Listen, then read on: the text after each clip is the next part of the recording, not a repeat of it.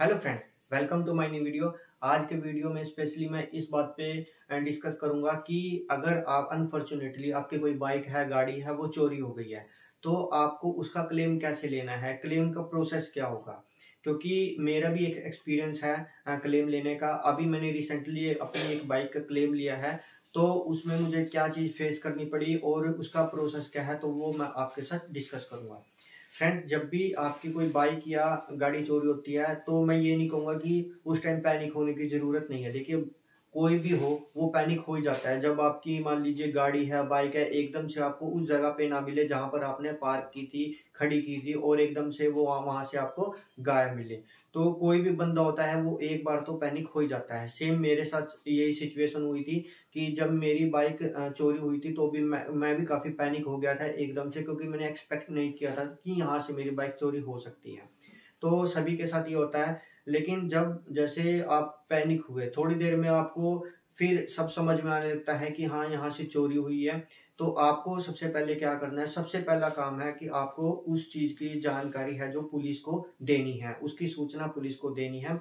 और वो आप 100 नंबर पर या 112 नंबर पर कॉल करके भी वो जानकारी दे सकते हैं। सेम मैंने भी ये चीज़ की थी कि थोड़ी देर के बाद मैंने 100 नंबर पे कॉल किया, वहाँ पर कॉल पिक नहीं हो रही थी और लग भी नहीं रही थी, तो मैंने 112 नंबर पे कॉल किया और वहाँ पर मैंने सेम इन्फॉर्मेशन दी कि मैं यहाँ पर हूँ और मेरी बाइक यहाँ से अभी अभी अभी रिसेंटली चोरी हुई है और 5 से 10 मिनट हुआ है। और तो आपके पास कोई ना कोई पीसीआर वैन या पुलिस को आपको सूचना देनी जरूरी है। अगर पीसीआर वैन आपसे दूर है तो आप इन फोन नंबर पर या पुलिस स्टेशन में जाके भी आप इस चीज़ की इंफॉर्मेशन दे सकते हैं।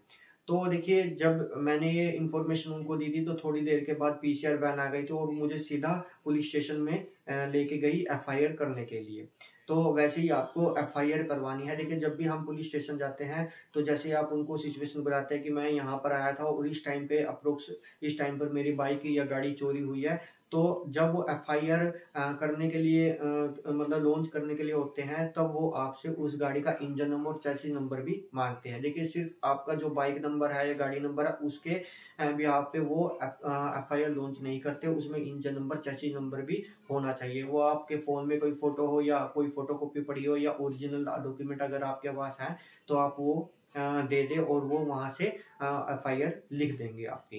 देखिए, जैसे मेरी जो बाइक थी वो 9 बजे के अराउंड चोरी हुई थी, 9 पीएम में। तो विदिन में 1 से 1.5 घंटे के अंदर मेरी एफआईआर हो गई थी।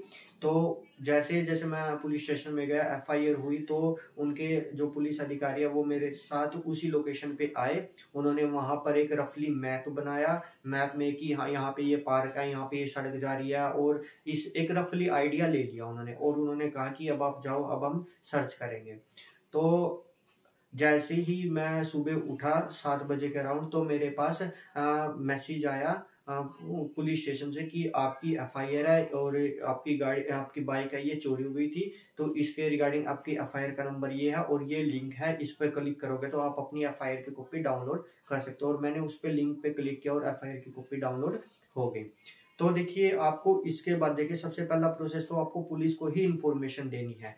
सेकंड, क्या करना है आपको, अगर आपने इंश्योरेंस लिया हुआ है तो अपने इंश्योरेंस कंपनी में, किसी भी कंपनी का लिया हो, सपोज आपने आईसीआई का लिया हो, एचडीएफसी का लिया हो, नेशनल का लिया हो, बजाज अलायंस का लिया हो, किसी भी कंपनी का लिया हो, आपको उस इंश्योरेंस कंपनी के शोरूम में जाके, या अगर आपने कोई गाड़ी का जैसे आपने सपोज मारुति की गाड़ी ली है तो मारुति के वहीं से लिया इंश्योरेंस, तो आप वहां पर भी जाकर उनको क्लेम के लिए कह सकते हैं।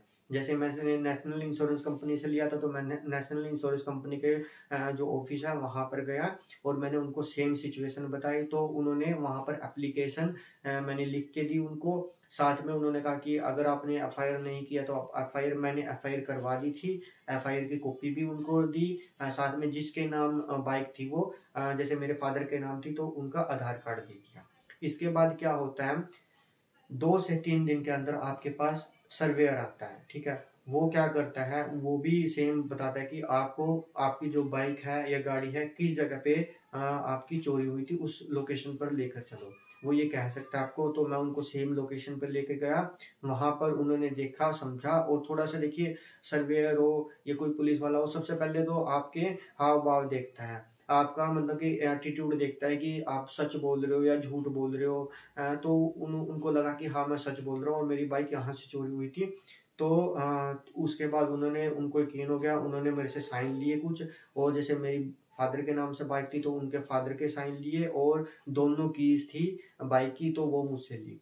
तो यहाँ पर मैंने उनसे एक क्वेश्चन पूछा, अगर मेरे पास दोनों कीज ना होती, सपोज मेरी एक की गुम हो गई होती पहले, तो फिर उसमें क्या प्रोसीजर? देखिए उसमें ये कहा था उन्होंने कि फिर आपको एफिडेविट वगैरह देना पड़ता उस चीज के लिए कि आपकी एक की गुम हो गई थी। देखिए सब कुछ एक मतलब कि ये होता है कि उनको ये लगना चाहिए कि आप सच बोल रहे हो, तो फिर कहीं भी कोई भी प्रॉब्लम नहीं आती। उसके बाद क्या होता है कि आपको वेट करना होता है। आप बीच बीच में पुलिस स्टेशन जाकर भी पूछ सकते हैं उनसे कि भाई मेरी जो व्हीकल है वो मिला है या नहीं मिला है, तो आप उनसे पूछ सकते हो। और जैसे जैसे टाइम बीता, 4 से 5 महीने में हुए, तो फिर नेशनल इंश्योरेंस कंपनी से मुझे लेटर भी आने लगे बाय डाक कि आपको अनक्लेम्ड रिपोर्ट, आपने क्लेम डाला हुआ है तो अनक्लेम्ड रिपोर्ट आपको देनी है। तो अनक्लेम्ड रिपोर्ट क्या होता है? सपोज आपकी बाइक या गाड़ी है वो नहीं मिली कुछ टाइम तक, तो क्या होता है, तो आपको पुलिस से एक अनक्लेम्ड रिपोर्ट लेकर के इंश्योरेंस कंपनी को देनी होती है कि हमारी नहीं मिली है, और पुलिस से लिख के देते हैं कि हमने सर्च की है इसकी, अभी तक नहीं मिली है, लेकिन अब ये क्लेम लेना चाहते हैं तो हम इनको अनक्लेम्ड रिपोर्ट दे रहे हैं कि बाइक अभी नहीं मिली है। तो हम वो रिपोर्ट देनी होती है। तो उसके लिए क्या, जब मैंने पुलिस से अनक्लेम्ड रिपोर्ट के लिए डिमांड की, तो उसमें क्या था, जो अनक्लेम्ड रिपोर्ट है वो कोर्ट से मिलती है, उन्होंने मुझे ऐसा कहा। क्योंकि देखिए मुझे भी नहीं पता था अभी तक कि कोर्ट से मिलती है, तो उन्होंने मुझे 2 या 3 दिन का टाइम दिया, और अब मैं अपने टाइम पर फिर कोर्ट में गया। जहाँ जब मुझे कोर्ट से टाइम मिला, कोर्ट में गया, वहाँ पर जो वहाँ के जज थे उनके सामने प्रेजेंट होकर, उनके ऑफिसर के सामने प्रेजेंट होकर वहाँ पर उनको बताया कि भाई मैं पुलिस के द्वारा जो सर्च की है मेरी बाइक वो नहीं मिली है, और मैं इनकी कार्रवाई से संतुष्ट हूँ। उन्होंने सर्च किया लेकिन अभी तक नहीं मिली है। तो वो भी मेरे से यही पूछते हैं कि क्या आप पुलिस की कार्रवाई से संतुष्ट हो? मैंने कहा हाँ। तो वो आपके साइन लेंगे, साइन लेने के बाद जो अनक्लेम रिपोर्ट है वो आपको हाथों हाथ नहीं देंगे। ठीक है, जब मैंने पुलिस से पूछा कि भाई आप दे दीजिए, जो भी उनके अधिकारी थे जो साथ में आए हुए थे, तो उन्होंने कहा ये आपको कोर्ट से ही मिलेगी, आप एक काम करना, आप कोई एडवोकेट हायर कर लेना, वो आपको कोर्ट से दिलवा देगा। तो 10-15 दिन के बाद, लेकिन मेरा कोई फ्रेंड था कोर्ट में जिसके थ्रू मैंने वो रिपोर्ट अपनी निकलवा ली थी, अनक्लेम्ड रिपोर्ट, तो वो मुझे आसानी से मिल गई थी। तो अगर आपको अनक्लेम्ड रिपोर्ट लेनी है तो आप किसी एडवोकेट्स को हायर कर सकते हो, वो छोटी फीस लेगा और आपको अनक्लेम्ड रिपोर्ट के लिए वो जो भी रिपोर्ट है वो आपको मिल जाएगी। तो इसके बाद क्या होता है, मैं वो अनक्लेम्ड रिपोर्ट, इस जो प्रोसेस में अभी तक 4 से 5 महीने हो चुके हैं, मैं 4 से 5 महीने की बात आपको बता रहा हूँ। तो वो अनक्लेम्ड रिपोर्ट है जो वो आपको नेशनल इंश्योरेंस कंपनी थी जो मेरी, मैंने उसमें सबमिट करवा दी।